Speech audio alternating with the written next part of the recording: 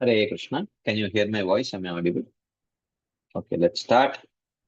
Namam Vishnu Padaya Krishna Preshtaya Bhutale Srimate Bhakti Vedanta Swaminiti Namine.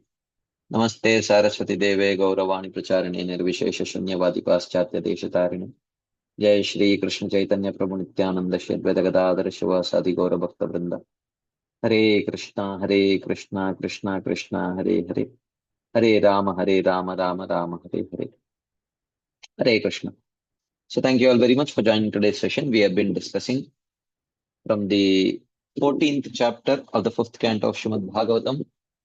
Parikshit Maharaj had requested Shukadev Goswami to speak about, uh, clarify or decode this allegorical story that Jadabharata has presented about the forest of material enjoyment. And Shukadev Goswami is answering that question. So, in this particular chapter, because it is a response to, uh, it is, the whatever was spoken in the whole chapter is being decoded in this 14th chapter. We are actually quoting that verse which was mentioned in the 13th chapter and decoding it. So the blue verses are the 13th chapter verses, and the regular red colored verses are the 14th chapter verses. So just to create that contrast, I have used these color codes. So just so that you understand that the blue ones are the 13th chapter ones and the red ones are the 14th chapter the response verses. Okay. So Parikshit Maharaj had asked, can you please, this allegorical presentation is for a person with a refined intellect. So, but it cannot be understood very easily by inexperienced persons. Therefore, can you please explain this? So, Shukadev Goswami responds by telling that the jiva, using the doors of the six senses, wanders around in samsara, having walked along the difficult road, belonging to persons who identify with the body. So, this whole thing, this forest of material enjoyment is the samsara of the living entity, he says that. Okay. Um, okay. So, um, okay. And the various mosquitoes and the crickets and the owls and all of that, those are the various obstructions um, of the person who is experiencing samsara. Okay. So, and the jiva who is interested in enjoying in this material world is the wealthy merchant who is greedy for enjoyment through experiencing karmas produced by his body through the agency of Maya, okay, which is controlled by the Lord. So, someone may say, since samsara of the jiva is made by Maya, the jiva should surrender to Maya. So, and being pleased with him, she will free him from bondage. Why should one surrender to a guru? So, the response is that, but Maya is controlled by the Lord. She cannot independently avoid liberation. Mamevaye prapadyante maya metam tarantite, Krishna says. Only by surrendering unto him, one can cross over the influence of Maya. Okay. So which means Maya cannot deliver, only Krishna can deliver. Huh? So performing many activities which are fruitless and with many obstacles, the jiva does not attain the devotees. Okay. So then he explains that the six plunderers are the six senses. The bad advisor is the bad intelligence. The jackal are the family members.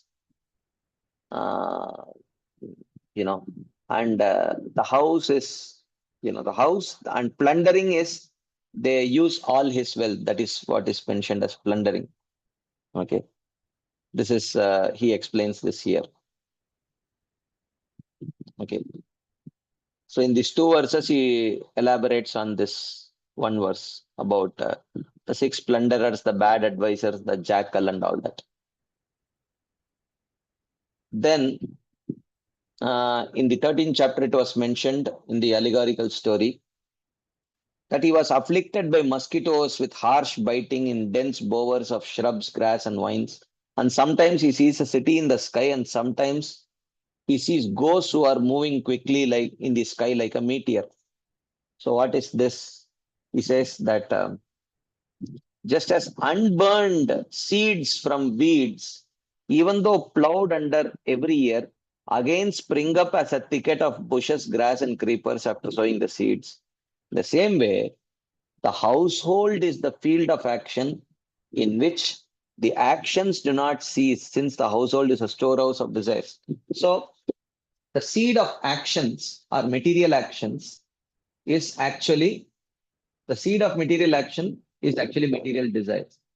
So, how much ever you may try to control it, the seeds are not completely burnt. And when there is an opportunity, when there is an opportunity, along with the regular seed that we are sowing, the seeds of the material desires will also fructify. So that is what is compared to the shrubs, grass, vines, etc.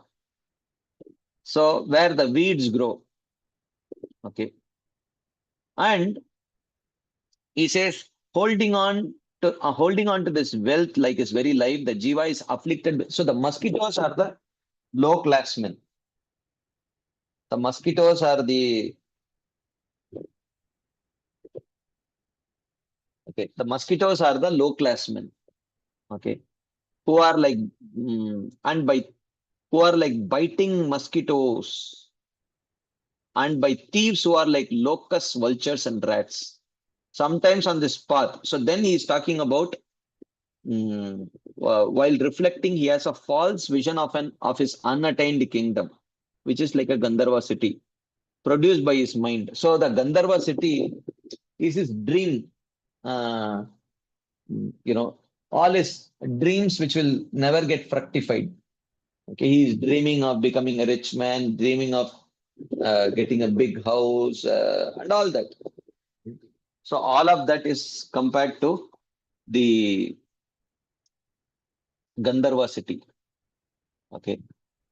So in that city, full of desire, addicted to drinking, eating, and sex life, he chases after sense objects like a mirage of water.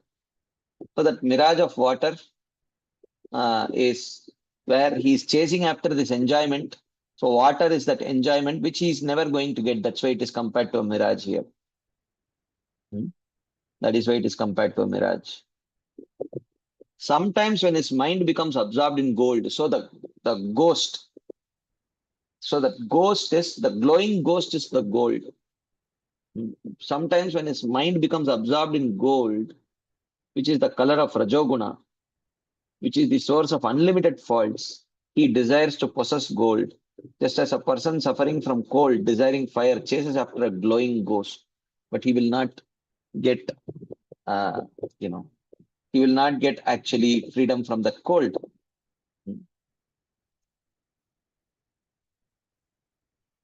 Then we saw, thinking that house, water, and wealth are his, he runs here and there in the forest, sometimes covered with dirt raised by a whirlwind, his eyes blinded by dust, he does not know the direction. This was the 13th chapter verse, the allegorical story. What is the real meaning of this? Sometimes absorbed in maintaining himself with various items such as house, water, and wealth, he runs here and there. So this is not no allegory. This is direct. This is direct. Okay. And sometimes, so what is that whirlwind? That whirlwind is his association with the opposite sex. Okay. Sometimes he places on his lap a beautiful woman like a whirlwind. And by the impulse of passion, so Rajas means passion, Rajas also means dust. So the dust is compared to the Rajoguna, which clouds his eyes. Clouding his eyes means which clouds his eyes in terms of what is good conduct and what is bad conduct. He is unable to understand.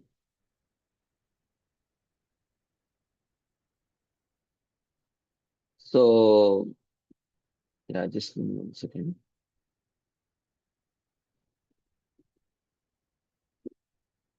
Hmm. So, and he does not see the directions, means he is not, he does not consider that his actions are being noted by the Digdevatas. He does not understand this because he is too covered by passion in the impetus to enjoy himself. Uh, he is unable to think that actually my actions are being watched by the Digdevatas. So this is where we ended our discussion yesterday. So again, as I told you, this week, since I'm in Chowpatty, so the sessions are short sessions. So we'll quickly try to complete whatever we can, and last 15 minutes or 20 minutes maybe we will open up for some discussion points, questions. Okay. So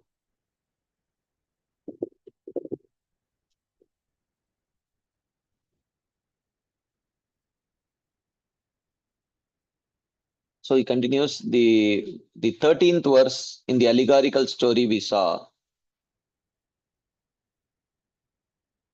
When his mind, so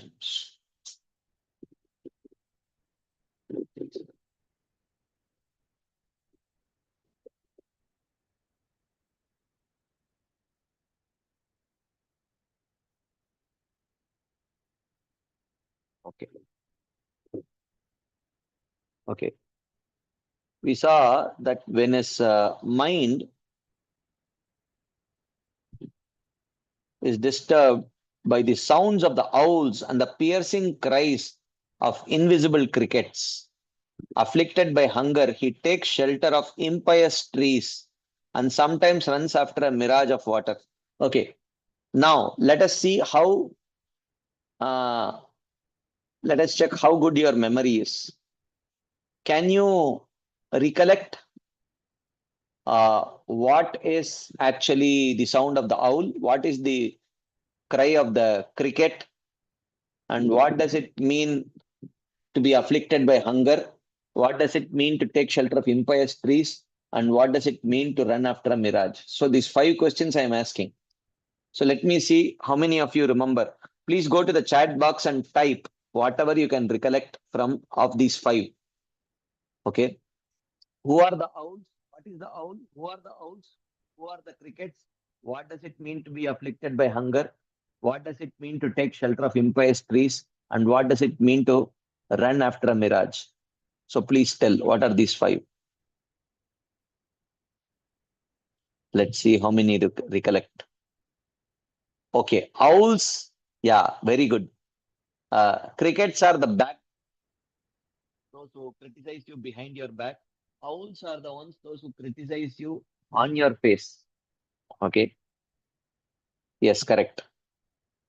What else? 3 more. What is hunger? What is uh, okay? Someone says that my sound is fading frequently. Impious trees are sinful people.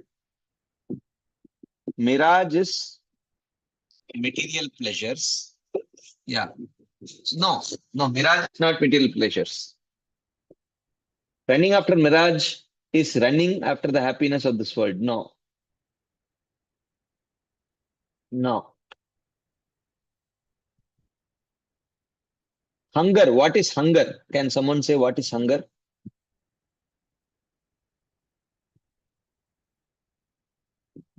What is hunger?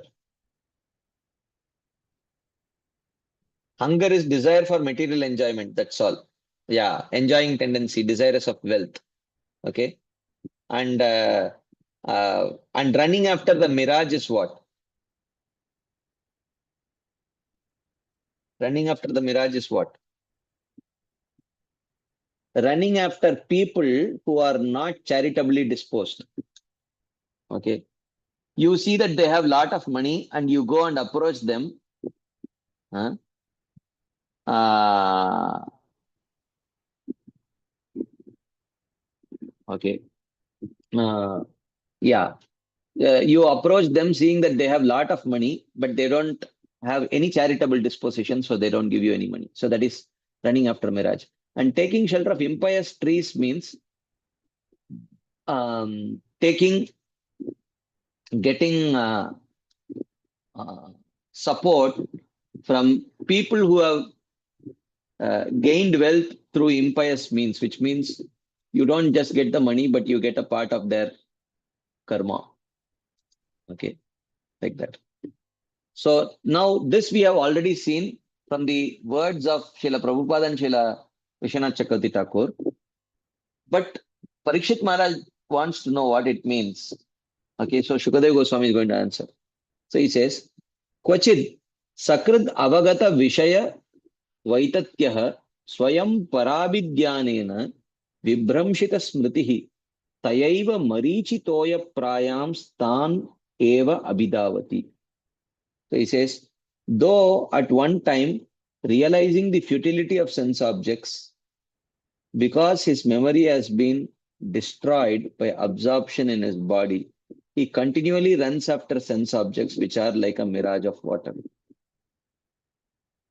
So, so he running after the sense object is actually feeling hungry.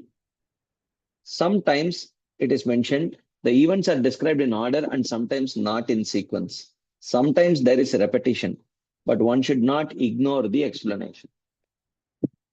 You know, so Shukadeva Goswami is not trying to. The purpose is not perfect match the following. The purpose is to communicate. Uh, the purpose is to communicate the essence, and the essence is detachment. Okay. So in trying to achieve that goal, there may be sometimes some repetition, there may be some difference in order, there may be some not complete perfect matching because the purpose is different. Okay. It is not possible to make all the roads in the forest straight. Therefore, giving up one's own sense of pride, things should be explained as they are in the text. Oh. It is not possible to make all the roads in the forest straight.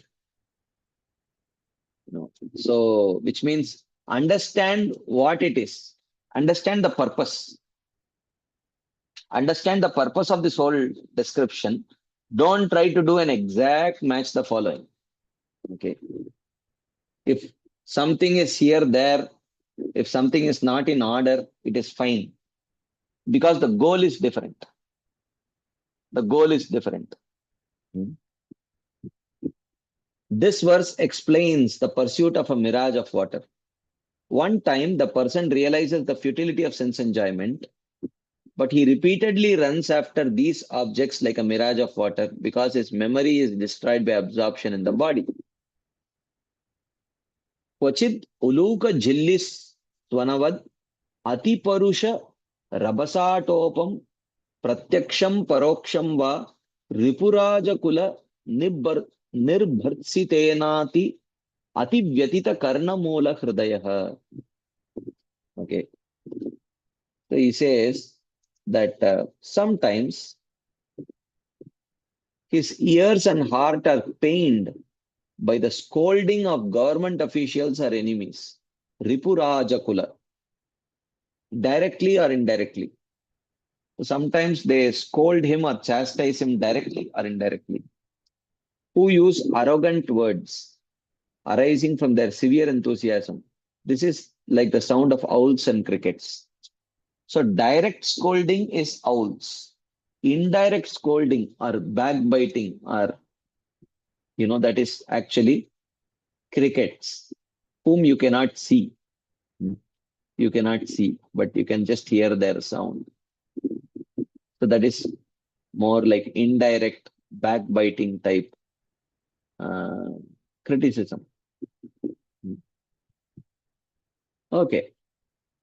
So,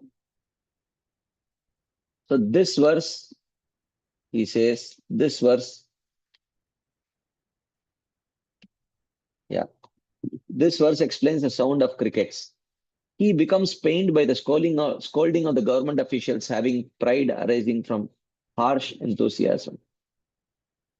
Sa yada dugdha purva sukrutas tada karaskara kakatundadi apunya drumalata vishoda panavad ubhayartha shunya dravinan जीवन मृतान स्वयं जीवन म्रियमाण उपदावति यदा दुग्ध पूर्व सुकृतः when his pious credits are exhausted he approaches wealthy men the living dead without goals in this life and the next who are like impious trees and creepers such as karaskara or kakatunda or like poisoned wells visha udapanavat. So, so the poisonous trees or creepers or the impious trees are like the wealthy men who are very impious in nature. So even if either they will not give you anything, or even if they give you something, you will be poisoned by their impious karma. So this verse explains the impious trees mentioned in 5:13:5. The jiva has used up all his pious results by enjoyment. Karaskara is a poisonous herb. Wealthy men without goals in this life or the next are like such trees, and similar creepers are poisonous wells. So this is the explanation of uh, you know the fifth verse. So now let us go to the sixth verse and its explanation. Sixth verse of the 13th chapter and its explanation in the 14th chapter.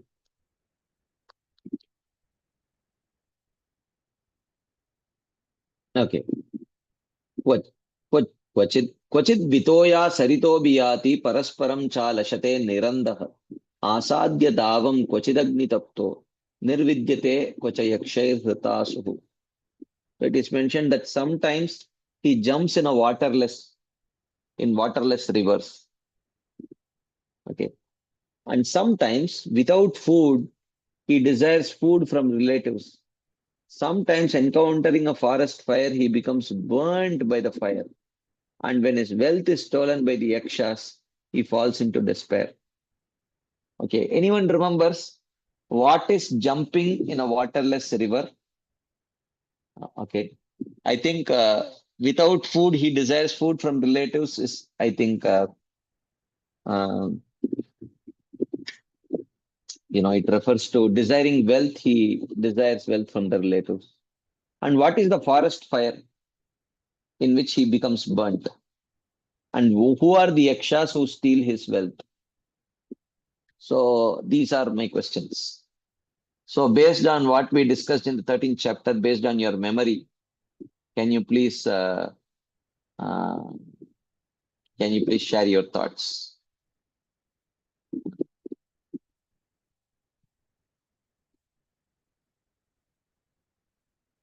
What is jumping in a waterless river?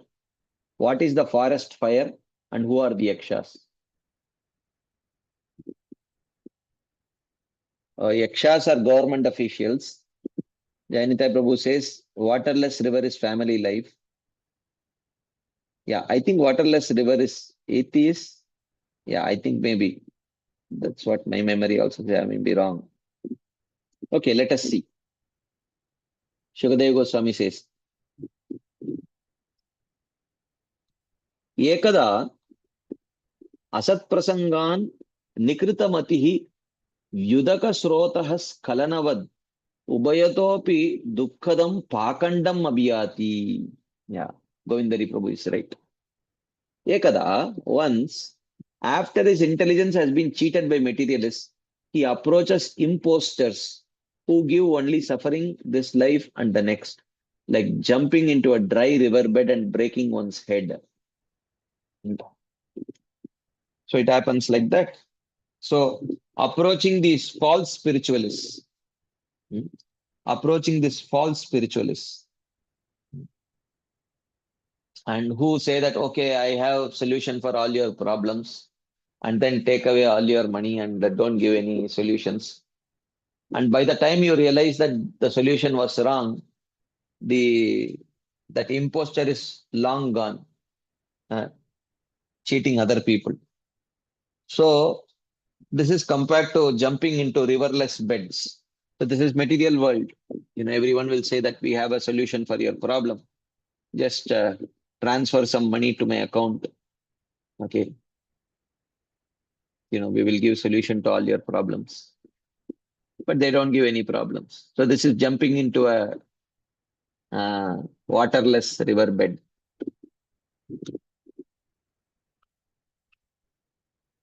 So he says, after his intelligence cheated by association with materialists, he falls into dry riverbeds and breaks his head. Later, he comes to his senses. The material impostors give suffering in this life and the next. Okay. Yada tu para bhadaya anda atmane nopanamati tadahi pitruputra barhishmatah pitruputranva sakalu bhakshayati. When he cannot support himself by giving pain to others, he gives trouble to his father or son, whom he regards as insignificant. So this verse explains begging food from others. When he cannot maintain himself, he expects that maintenance from his relatives. He expects that maintenance from his relatives. That is like begging food from others. When he does not have food by a livelihood that gives pain to others, he gives trouble to his father or son, which are insignificant like Kushagras, by bringing troops from the king's gate to harass them.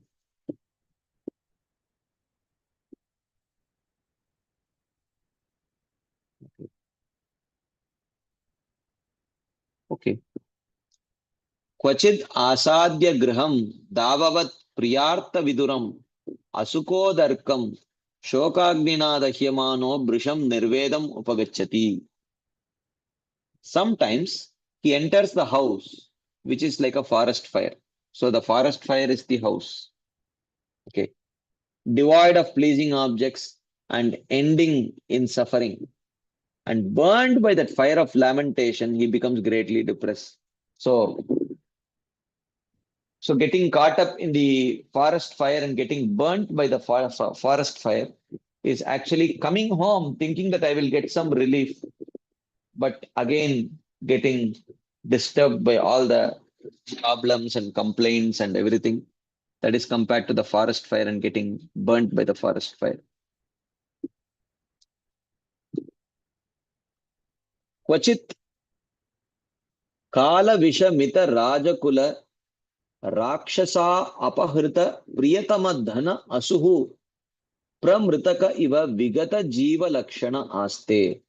When his wealth, which is dear as life, is stolen by government officials who are like rakshasas, made by crooked time, he appears dead without symptoms of life. Vigata jiva lakshana pramritaka iva aste. Okay. So, so the yakshas are the government officials who, in the form of taxes and other such things, take away the money. Okay. So this verse explains how the yakshas take his wealth. He loses all signs of life, such as joy, or he faints from lamentation. So this is the explanation of the 6th verse from the 13th chapter. Now, of course, I am going a little fast because we have already discussed these things. What Shukadeva Goswami is explaining here has already been explained by Srila Vishwanath Chakravarti Thakur in the 13th chapter commentary only. So that's why I'm going a little fast. So this is more or less like a revision of the 13th chapter. Or you can say it is like a repeat of the 13th chapter. Not even a revision because we are going verse by verse and reading the explanations. It's like a repetition of the 13th chapter.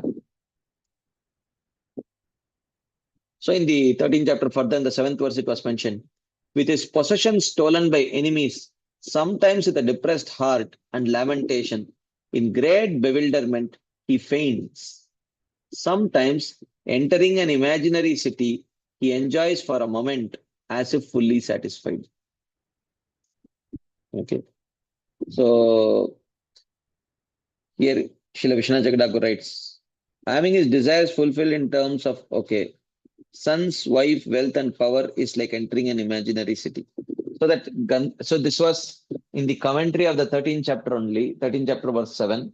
It was mentioned that uh, entering the imaginary city is trying to fulfill all your desires through the son's wife's wealth and power. That is compared to entering the imaginary city, the Gandharva city. So here in the 14th chapter, here he explains Shukadeva Goswami. Kadachit Manorata Upagata Pitru Pitamahadi Asad Sad iti Swapna Nirvriti Lakshanam Anubhavati. Sometimes he experiences the happiness of a dream out of strong desire, thinking that his dead father or grandfather has appeared. Sometimes he imagines like that his dead father or grandfather has appeared. Okay. This verse explains how the jiva enjoys on earth, enjoys on entering the Gandharva city. Out of strong desire, thinking that his dead father has returned from the other world, he experiences the happiness of a dream. Again, in the 8th verse of the 13th chapter, we saw his feet become pierced by thorns and he wanders about, wanting to climb a hill. He becomes disappointed step by step, pained by the fire of digestion. Living with his family, he becomes angry at his family members. So this verse talks about being pierced by the thorns, wanting to climb a hill, he becomes disappointed and pained by the fire. So that fire is the fire of digestion. Living with his family members, he becomes angry at his family members. So what is this? Some of this is allegorical, some of it is direct. So he says, Kvachit grihashrama karma chodanati baragirim arurukshamano loka vyasana karshita manaha kantaka sharkara kshetram pravishan iva sidati.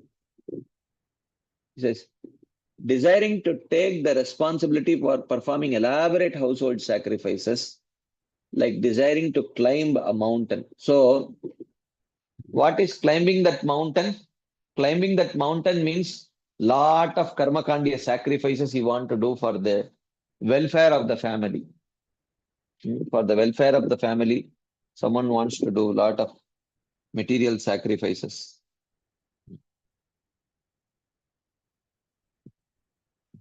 So that is compared to climbing a mountain and agitated by his neighbor's absorption in such things. Loka vyasana karshita manaha. The uh, because all the others, neighbors are doing peer pressure. So peer pressure is succumbing to peer pressure is like climbing the mountain. The more you're climbing, the more you're becoming very distressed.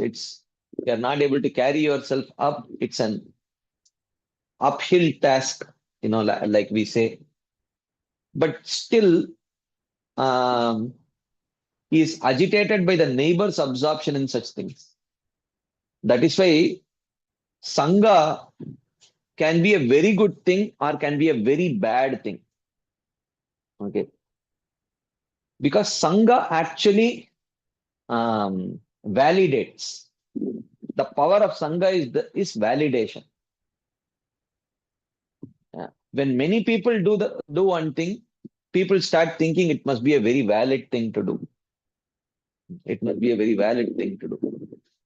So therefore, when he sees that everyone is spending lots of money to marry off their daughters, they are doing this yagya, that yagya, even in devotee community sometimes, oh, everyone is, when they are moving into a new house, everyone is doing this yagya, so I should also do, like that. So like that kind of a peer pressure, because when many people are doing it, becomes a valid thing. Okay, that kind of feeling. Like entering a place with thorns and gravel, he laments. So this verse explains climbing a mountain. Sometimes he becomes overburdened with the weight of performing karmas such as weddings or horse sacrifice, which are like wanting to climb the top of a mountain. His mind is attracted to the attachment his neighbor has for huge sacrifices. So the neighbors want to do huge sacrifices and he sees what will others think if I don't do. Or maybe he might think that, oh, if everyone is doing, then then I should also be doing. It's a very non-negotiable thing that I should also be doing. So they are performing these big sacrifices. Why can't I do this as well? Thus his mind becomes agitated. So everyone is doing, so I should also be doing. Like that, people start feeling. Okay. क्वचिच्च दुस्सहेन कायाभ्यन्तरवह्निना गृहीतसारः सकुटुम्बाय क्रुध्यति. Having lost all fortitude by the intolerable fire of digestion in his body, sometimes he becomes angry at his family members. Okay. So this is direct. Abhyantara. This is direct. So this explains how the man becomes pained by the fire of digestion in 5.13.8. Krihita Saraha means losing fortitude.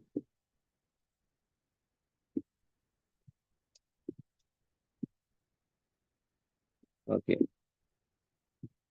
So then in the 13th chapter, again we saw sometimes it is mentioned that he is swallowed by a python and loses consciousness. Sometimes, not woken up by friends, he is bitten by a snake in the forest while he sleeps. Sometimes in blindness, he falls into a dark blind well. So what is it? What swallowing by a python means? And what is the meaning of not woken up by friends and bitten by a snake? And and this and what does falling into a blind well mean? That's what we are going to see.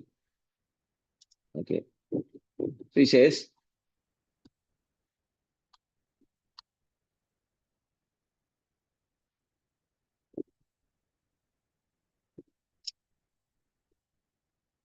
स एव पुनर् निद्रा अजगर गृहीतो अंधे तमसि मग्नः शून्यारण्य इव शेते न अन्यत् किंचन वेद शव इव अपविद्धः. Swallowed by the python of sleep, absorbed in the deepest ignorance, he lies down in the deserted forest. Like a neglected dead body, he does not know anything. So, swallowed up by the python means swallowed by sleep. Kadachit भग्नमान दंष्ट्रो दुर्जन दंदशूकैः अलब्ध निद्राक्षणो व्यतीत हृदयेन अनुक्षीयमान विज्ञानो अंधकूपे अंधवत् पतति. Sometimes his teeth of pride are broken. Kadachit bhagnamana damshtraha, by the bites of snakes in the form of evil men. So his teeth of pride is broken by the bites of snakes in the form of evil men. Okay. And unable to sleep, his consciousness dwindling because of a troubled heart, he falls like a blind man into a blind well. So the inability to sleep and always being troubled by anxieties is compared to falling into the blind well.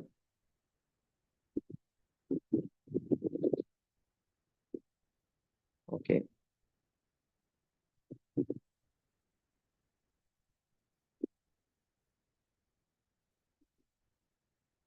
Okay. Then it is mentioned in the 13th chapter we saw, sometimes searching for a little honey, he is bitten by bees. Disgraced, he finally obtains it with great difficulty, but by force others steal it from him. If you remember in the previous chapter, we saw desiring for honey is desiring other people's wife, and bitten by the bees is being criticized and beaten up by the husband and the brothers and other relatives. But somehow, by bribing them, takes he takes that wife of another person. But because she is not of a good character, even though with great difficulty he gets her, but she goes off with someone else comes and steals. Okay, that is what is described here.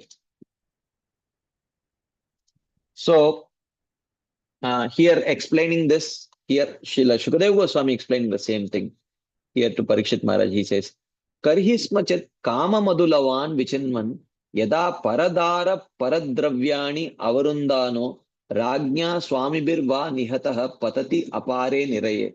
Sometimes, when searching for a drop of honey in the form of pleasure, he takes possession of others' wives and properties, is beaten by the king or the husband, and falls into insurmountable hell. So this we have already seen this explanation by Srila Vishwanath Chakravarti Thakur in the previous chapter. Ata cha tasmad ubayatapi hi karmasmin atmanah samsara avapanam udaharanti.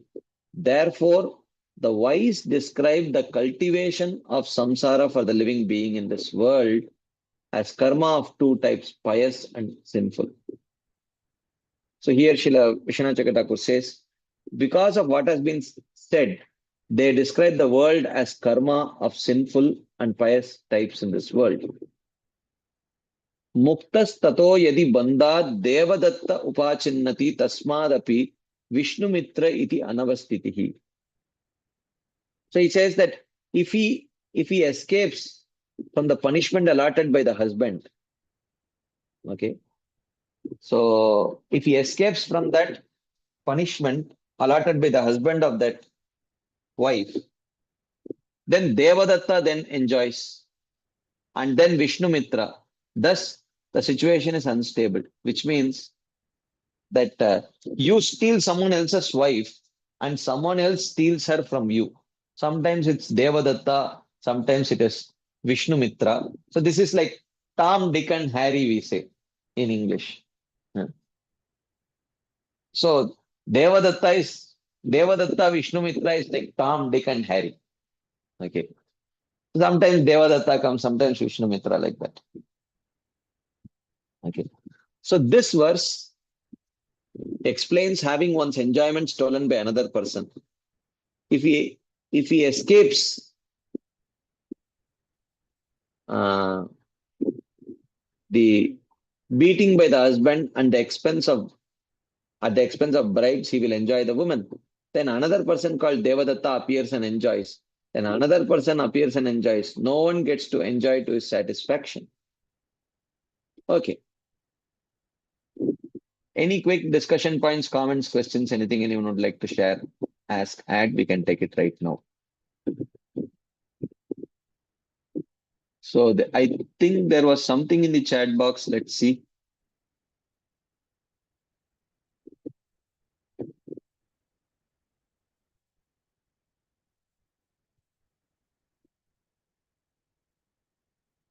Okay.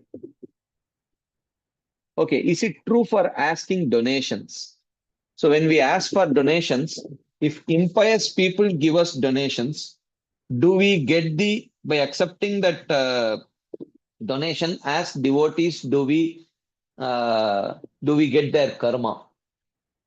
Okay. So actually, no, we don't get their karma, but if their consciousness is polluted, our consciousness can also be polluted by that. Okay. the pollution of consciousness can happen. Will we get their karma? No. Sometimes people say that, oh, don't wear other people's slippers or this thing because you will get their karma. No, we won't get their karma, but definitely, eh, their consciousness can affect us. Okay. Their consciousness can affect us, especially if we eat the food cooked by those who have lower consciousness, then definitely it affects our consciousness. Not that we get their karma. It's not like that. Okay. Okay. Any other quick questions? Yes, Radha Pramod. Okay. Oh, yeah, first Keshav Priya Mataji. Hareshna Prabhuji, Dandavad Pranams. Prabhuji, it is Another. regarding attachment to family members, Prabhuji.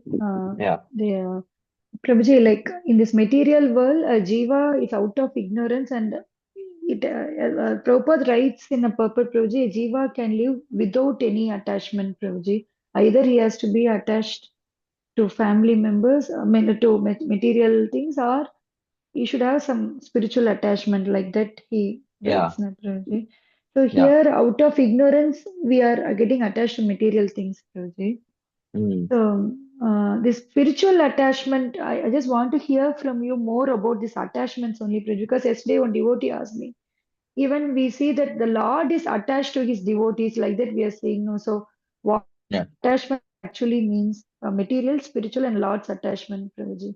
Can you explain all these three? Attachment means no, there is no difference between spiritual attachment and material attachment. It is all the Oh, same. The oh, nature of attachment is same. oh, Now, the object is different, but the nature of attachment is same. oh, All aspects of material attachments are there in spiritual attachment. okay. Uh, just like a mother wants to do everything good for the child, similarly, in spiritual attachment, the devotee wants to do everything best for Krishna. Oh, but So the nature of attachment is same. hmm. There is no difference. What is that? Wherever you develop your affection for, you start showing your attachment to that personality. If it is Hmm. family members, it is family members. The more you become, see, automatically when you get attached to a different thing, automatically detachment from the previous thing happens. Hmm. Like you see that prior to marriage, the uh, the wife is uh, the future wife is very much attached to the parents, Hmm. but after marriage, slowly that attachment decreases Hmm. because she gets her own husband. There is another object of affection there, and especially that if that husband happens to be a very caring husband, a very responsible husband, and if the father-in-law, mother-in-law are also very nice, then when she starts getting that alternative attachment, then slowly, the attachment to her parents decrease, or at least the active manifestation of that attachment decreases. And this becomes more so when she begets a child, uh, because it is her own byproduct, the attachment becomes even more. So then automatically when newer attachments come, the older attachments become weaker and weaker. Same way. So a soul, if it gets attached to something, it can. So its soul cannot be attached to two things, is it, Prabhuji? If someone is very attached to something, then No, it yeah, it is definitely means possible. it's detached from the other thing. Is it like that, Prabhuji? Yeah, it will always be shared. You Hmm. in the transition period, there can be parallel attachments to both. Hmm. But to the extent that we progress more and more, the past attachments become weaker and weaker. It's not black and white. It's not that you have attachment only to one thing. You may have attachment to both things. In the interim period while we are practicing sadhana bhakti, but gradually over a period of time.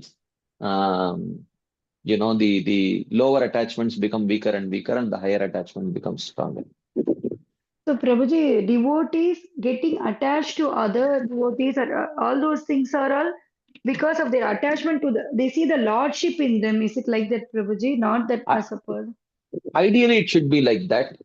Mm, Ideally, it should be like that. mm, But not everyone may necessarily get attached in that way. mm. Gradually, when one progresses, the nature of attachment to Vaishnavas will also change. It will Oh, become more and more spiritual. okay. Because yesterday we read Kapila Siksha, Prabhuji, our regular in my regular reading.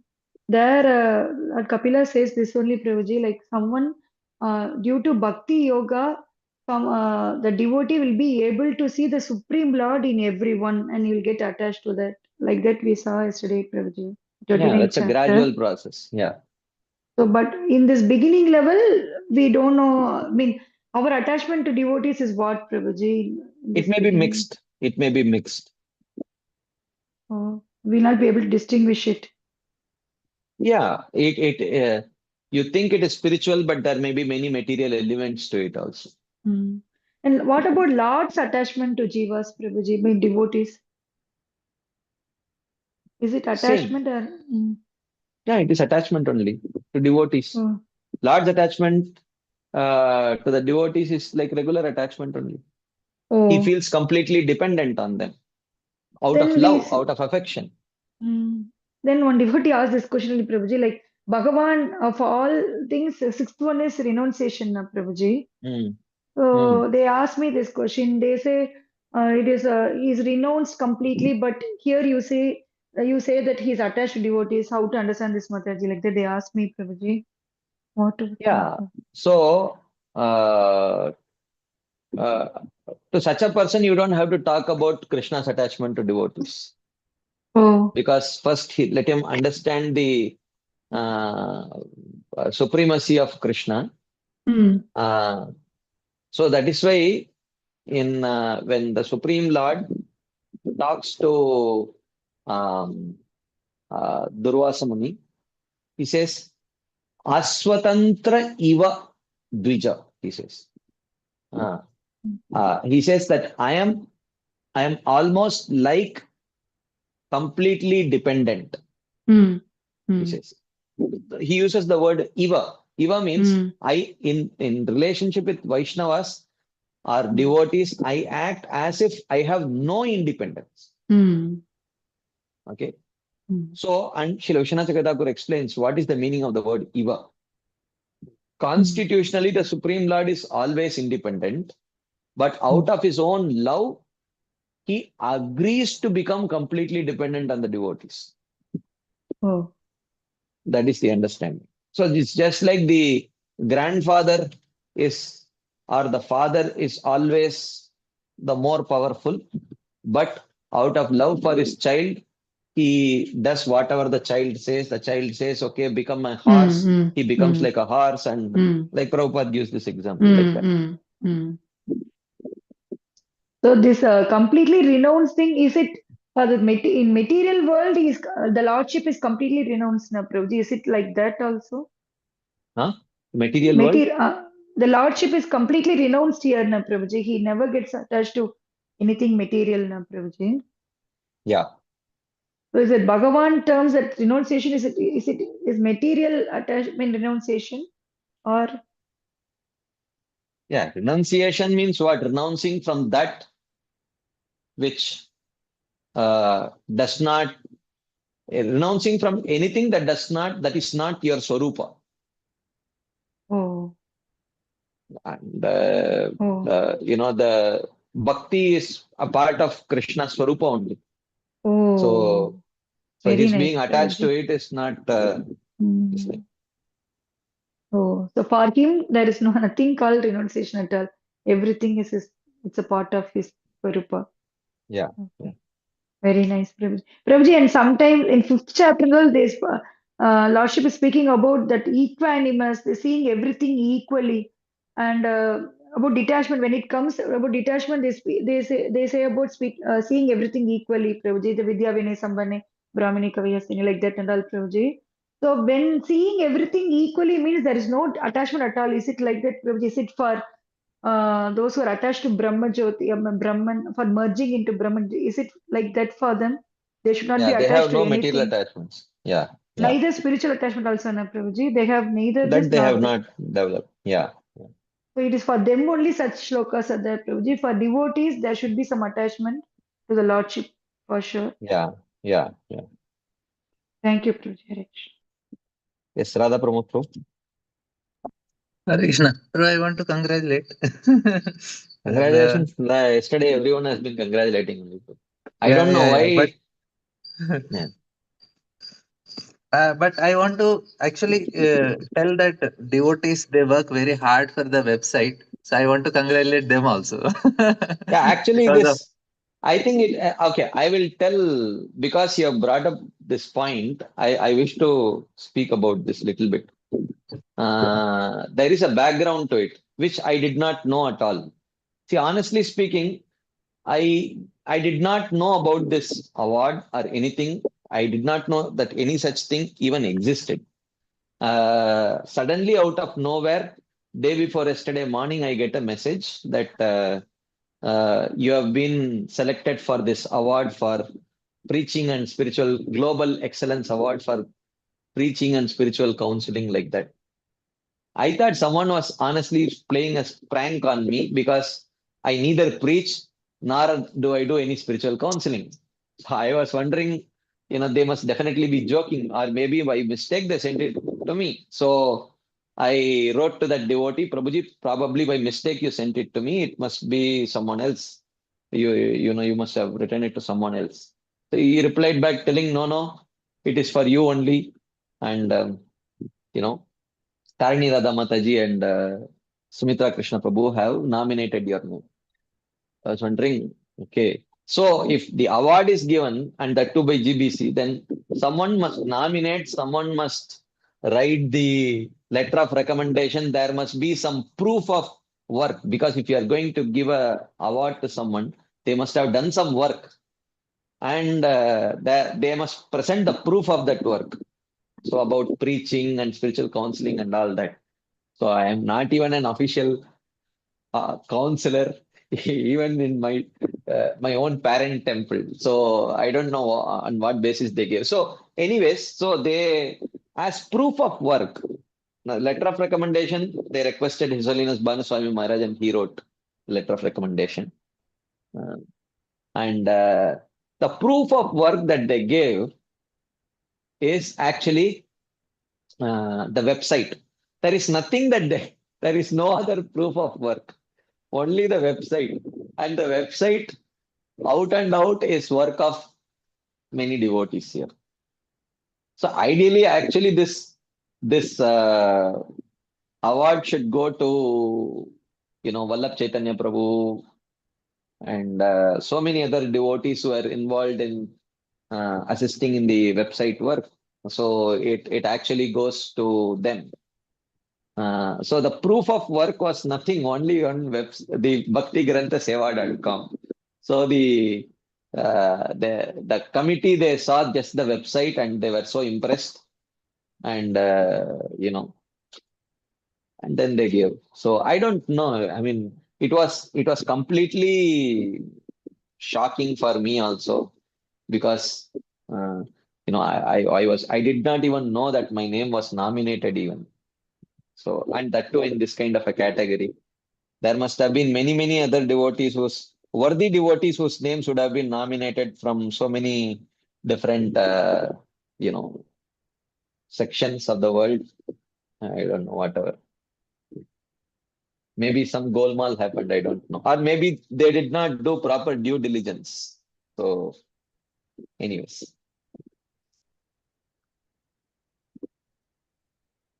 Krishna wanted it, bro. yeah, I don't know. Yeah, maybe Krishna wanted to glorify the devotees who worked hard for the website, actually.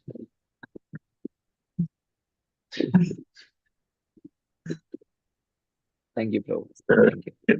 It was so means it is inspiring to all of us. They want to inspire all of us to continue hearing the classes.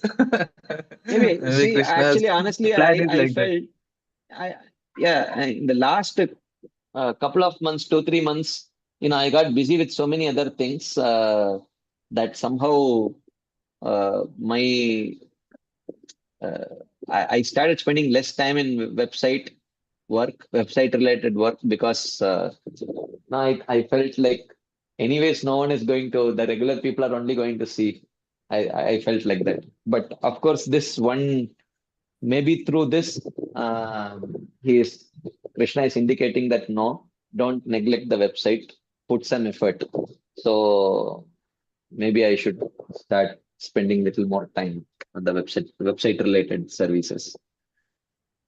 Anyways, thank you, Prabhu.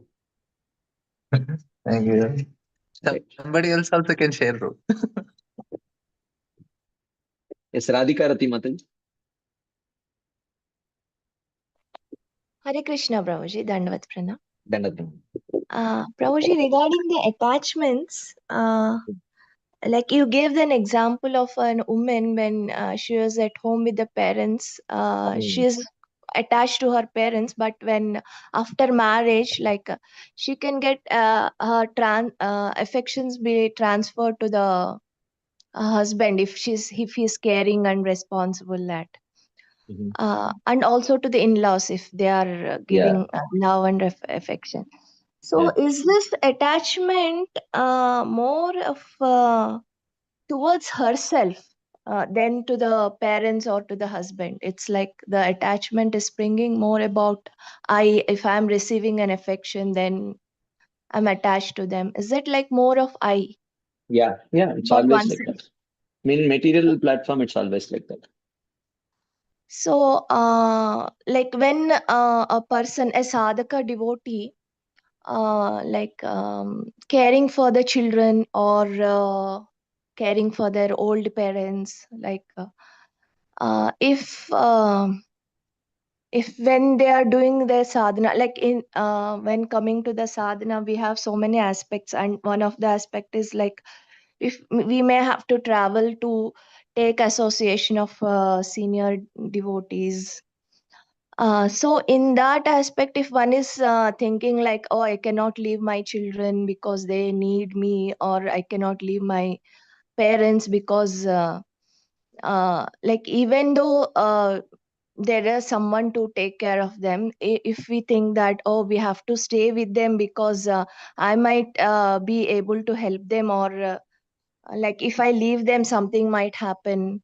And so if we choose to stay with them instead of going to other places, like to take association of devotees, we need sometimes to go I to this uh, cannot be answered like that, Mataji. We have to see uh, mm, practical cases. mm, In some mm, cases, they may be overreacting due to extreme attachment. In some cases, it might be genuine.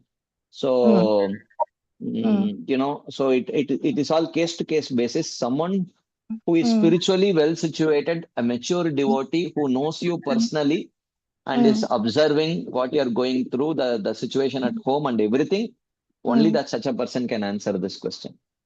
mm, Otherwise, mm, this will become too generic. huh. I'm only wondering, like, is that the kind of some trap we get into in Possible, thinking that? possible, but it may. I have seen cases in both cases. Mm, Sometimes mm, people, due to mm, material attachments, they spend more and mm, more time with the children and family members, neglecting their spiritual lives. mm, Sometimes, in the name of spiritual lives, mm, they neglect their family members so much mm, that they mm, become very much mm, it rebounds back in a very bad way in future. That I have seen both cases, so I mm, cannot tell for sure. It mm, varies from person to person. mm, That person, what he or she is going through exactly, only a mm, person who knows that person mm, properly, he is mm, very mature, mm, that person can guide. mm. Also, individual have to introspect themselves, like what is really happening with them. Yeah, Uh, introspection is important. mm, Uh, mm, and that introspection should also be validated by some other. Vaishnavas. Oh, yes, Prabhuji. Yeah, thank you, Prabhuji. Hare Krishna. Yes, Shivakumar Prabhu, if it's a quick question, we can take right now. Hare Krishna, Prabhu. Dandavat pranams, Prabhu. Dandavat. Prabhu, I think it would be a long question, Prabhu, but maybe I will just share the question, Prabhu, and you can see like a short answer today, or maybe tomorrow also you can take that up, Prabhu. So, so on this, congratulations, Prabhu. First up, we are so happy, we are so glad. I personally feel as if I have received it myself. I don't know for what reason, for obvious reason of my attachment to the classes, and I feel I'm part of this. So congratulations, Prabhu. And so the question I had, Prabhu, on this, and this came up in my offline conversation with Mother Gail also. We were kind of interested to know how do you process this recognition internally inside, Prabhu, internally, and a little principle or conceptually, how should even devotee look at this recognition internally? Now, just one point, Prabhu, one or 2 points that I wanted to add here. This is something that I have contemplated in the past. Like, I understand it may be golden standard, but in terms of when we are put through trials and tribulations, how does it kind of shake us inside?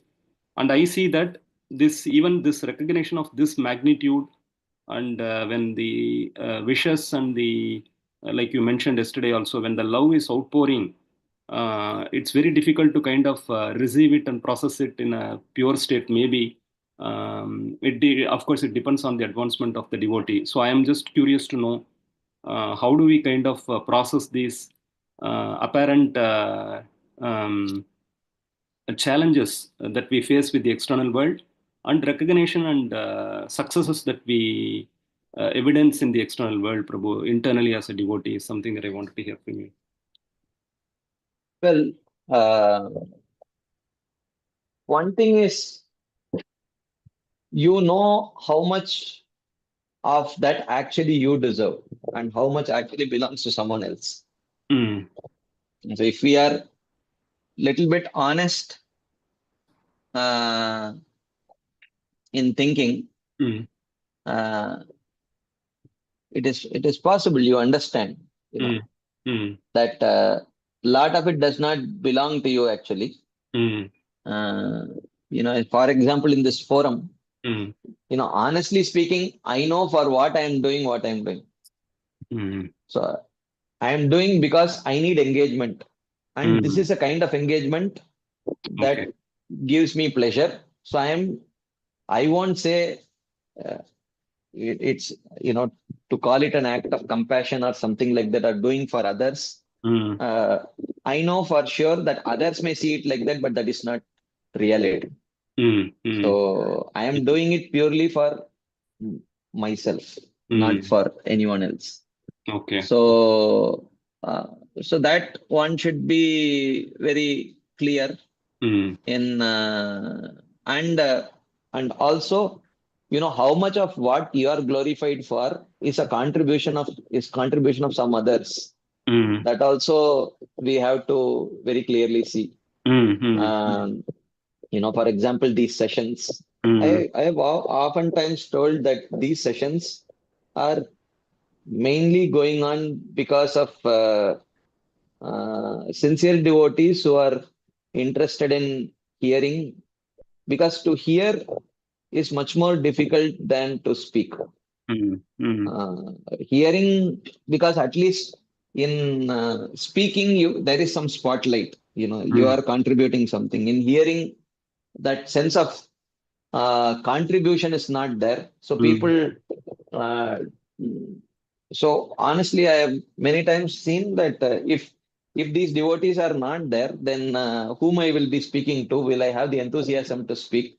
mm, And and the discussions and the question answers, the devotees who churn mm, and think in the right direction, stimulate you to uh, you know get out of your stereotyped thinking process and think from the perspective of others, application of the philosophy from other people's perspectives also. All of that is contribution of others. So it is not like it is my contribution. And all said and done, what we are doing is just directly reading what is there, the words of the acharyas. So ideally, the credit goes to them. So having said all of this is how ideally one should process. But having said that, do I exactly process it this way? Not necessarily. I have my own conditionings. I take credit for something which I don't deserve also. But after some reflection, you realize that it is just a very temporary feeling of excitement. After some time, your same anarthas come and you realize, okay, you have not gone anywhere. You are still there only. And then you have to deal day in and day out. You have to deal with your anarthas. Just because GBC has recognized does not mean suddenly your anarthas are gone. So they are there. See, all said and done, in one sense, it's not that GBC has recognized. Okay. So some people who are there, they might have very persuasively presented your case. Okay. And they might have been benefited by your sessions. So, and if they are in that position, their persuasion carries a lot of weightage. If they are not in that position, then someone else, they may persuade about someone else and they may get that award. So this is all, sometimes you go after something, you don't get it. Sometimes you don't even know about it and you get it. It is all, ultimately you realize that it is all, you are not in control. Someone else is in control. So now, yeah, I mean, these are some random thoughts which are coming to my mind. But yeah, I mean, yesterday, honestly, I was, if I have to honestly tell, yesterday, so many messages, so many personal congratulations and all that.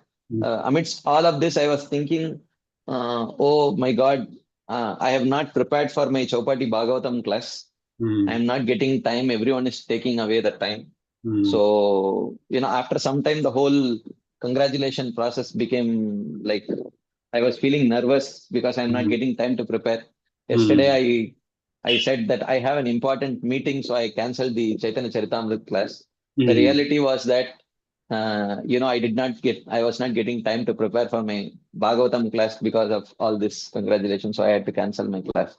But even though I canceled the class, some more people came to the room and we were talking and talking and talking, and eventually I did not get to prepare.